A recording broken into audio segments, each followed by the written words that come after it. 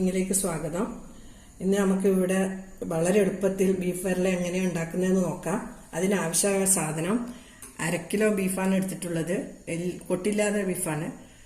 ഉള്ളി ഒരു വലുത് മുറിച്ചത്, തക്കാളി മീഡിയം സൈസ് 2 എടുത്തിട്ടുള്ളത്, വെളുത്തുള്ളി 2 ടീസ്പൂണ്, ഇഞ്ചി 1 ടീസ്പൂണ്, പച്ചമുളക് 3 മുറിച്ചതാണ്, മുളക് പൊടി 2 ടീസ്പൂണ്, മല്ലിപ്പൊടി 3 ടീസ്പൂണ്, ഉപ്പ് ആവശ്യത്തിന്, മഞ്ഞൾപ്പൊടി 1/4 ടീസ്പൂണ്, കുരുമുളക് പൊടി, ഗരം മസാലപ്പൊടി, കറിവേപ്പില, മല്ലിയില, പിന്നെ ചെറുതായി മുറിച്ച ഉള്ളി, ചുവന്ന മുളക്. അതിലേക്ക് ഈ സാധനങ്ങൾ ഇട്ട് കൊടുക്കാം. ആദ്യം ബീഫ് ഇടാം.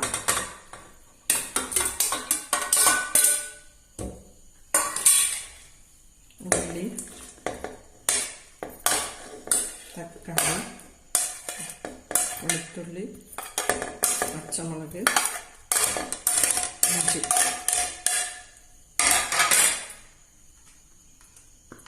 മുളക് പൊടി, മല്ലിപ്പൊടി, 1/4 ടീസ്പൂൺ മഞ്ഞൾപ്പൊടി,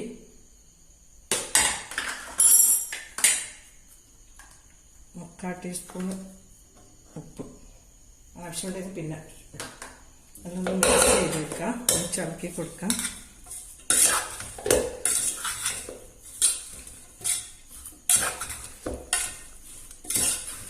വെള്ളം തീരെ പാടില്ല. ഇറച്ചിയിലെ വെള്ളം തെറ്റും വാർത്തെടുക്കണം, പിരിഞ്ഞ് മാറ്റണം, അല്ലെങ്കിൽ വെന്ത് കഴിയുമ്പോൾ വെള്ളം ഉണ്ടാവും കൂടുതൽ.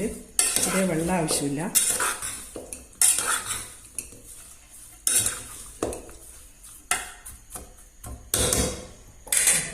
ഓണാക്കിയിട്ടുണ്ട്. കുക്കർ വെച്ചെടുക്കാം.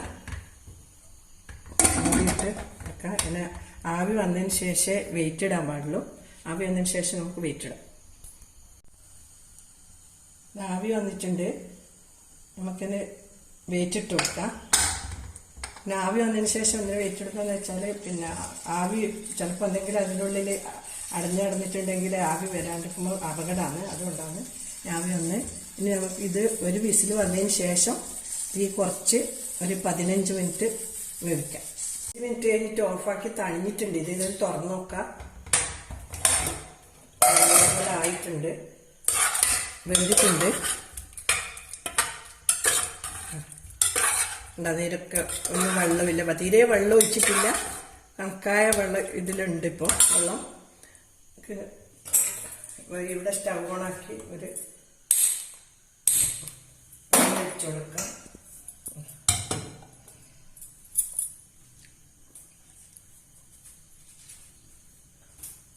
ചൂടായി വരുമ്പോൾ നമുക്ക് വെളിച്ചെണ്ണ ഒഴിച്ചു കൊടുക്കാം. വെളിച്ചെണ്ണയാണ് നല്ലത്. ഓയിലിനേക്കാളും ബീഫ് വരലൊക്കെ വെക്കുന്നാലും നല്ല ടേസ്റ്റ് ഉണ്ടാവുക. വെളിച്ചെണ്ണൻ്റെ വേറെ തന്നെ ഒരു ടേസ്റ്റാണ് ഉണ്ടാവുക.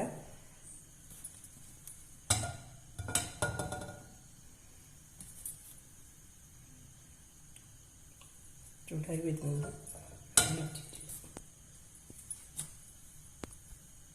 വെളിച്ചെണ്ണ ഒഴിച്ചു കൊടുക്കാം. ഏകദേശം ഒരു 3 ടേബിൾ സ്പൂൺ വെളിച്ചെണ്ണ ഒഴിച്ചു കൊടുത്തിട്ടുണ്ട്. വെളിച്ചെണ്ണ ചൂടായി വരുമ്പോൾ ഉള്ളി ചേർത്ത് കൊടുക്കാം.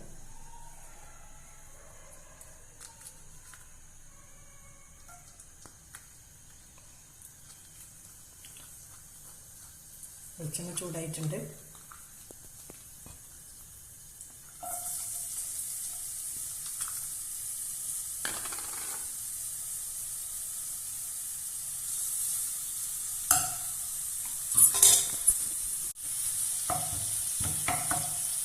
ചെറുതായി അരിഞ്ഞ് മുറിച്ച് ഉള്ളി ഇട്ട് കൊടുത്തിട്ടുണ്ട്.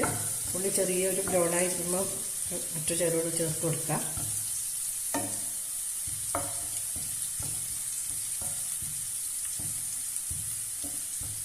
വെള്ളം ബ്രൗണായി വരുന്നുണ്ട്.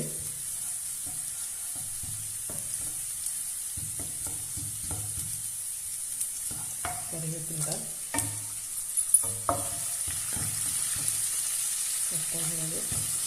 പച്ചമുളക് എടുത്തിട്ടുണ്ട്.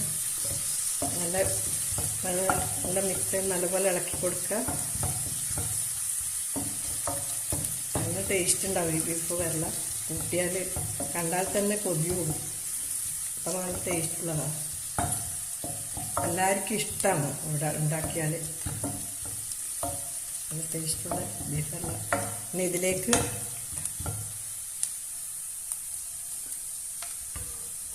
ഇതിങ്ങോട്ട് ഒഴിച്ചു കൊടുക്കാം.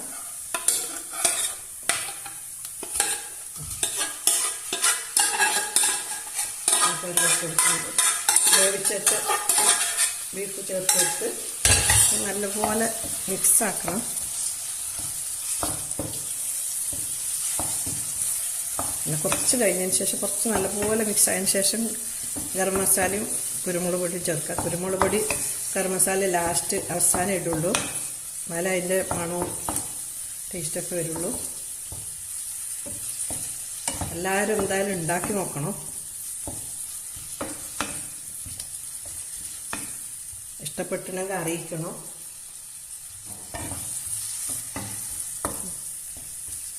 എന്തെങ്കിലും ഇതിൽ കുറവുകളുണ്ടെങ്കിൽ അതും അറിയിക്കണം. കുറച്ച് വറ്റട്ടെ, വറ്റിയിട്ട് ഒന്ന് ഇളക്കി കൊടുക്കാം. അതുപോലെ വറ്റി വന്നിട്ടുണ്ട്. ഇതിലേക്ക് നമുക്ക് കുരുമുളക് പൊടി ചേർത്ത് കൊടുക്കാം. ഏകദേശം 1 ടീസ്പൂണ് 1.5 ടീസ്പൂണ് കുരുമുളക് പൊടി, 1.5 ടീസ്പൂണ് കുരുമുളക് പൊടി ഇട്ട് ചേർത്ത് കൊടുത്തിട്ടുണ്ട്. 1/4 ടീസ്പൂണ് ഗരം മസാല പൊടി ചേർത്ത് കൊടുക്കാം.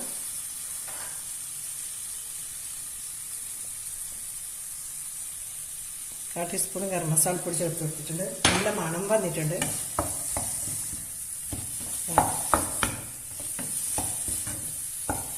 നമുക്ക് ഉപ്പ് ഒന്ന് ടേസ്റ്റ് ചെയ്ത് നോക്കാം. ഉപ്പ് ചെക്ക് ചെയ്ത് നോക്കാം. ഉപ്പ് കണക്കായിട്ടുണ്ട്.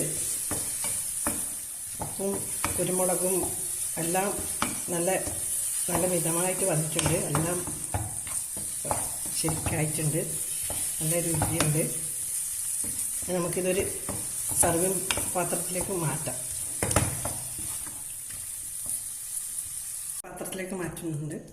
മാറ്റി കൊടുക്കാം. ശേഷം മല്ലിയില ഇടാൻ ബാക്കിയുണ്ട്. ലാസ്റ്റ് ഗാർണിഷിന് വേണ്ടിയിട്ട് വെച്ചതാണ്. ഗാർണിഷ് ചെയ്ത് കൊടുക്കാം. നല്ല കൊതിയോട് ബീഫ് നല്ല റെഡിയായി.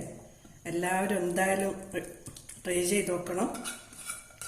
അഭിപ്രായം അറിയിക്കണം. ലൈക്ക് ചെയ്യണം, സബ്സ്ക്രൈബ് ചെയ്യണം. മല്ലിയില ഇട്ട് കൊടുക്കുക. മല്ലിയില ഇട്ട് കൊടുക്കുന്നുണ്ട്. നല്ല ബീഫ് എല്ലാം റെഡി.